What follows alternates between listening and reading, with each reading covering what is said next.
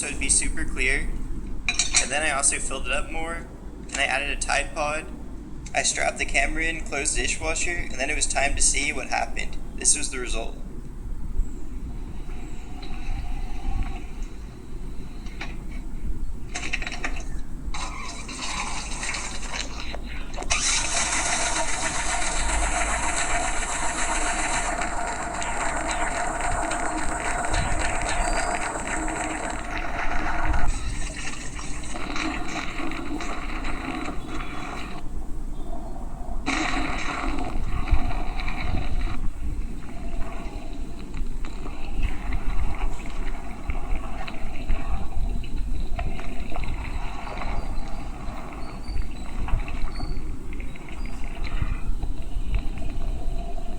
I put a camera in a dish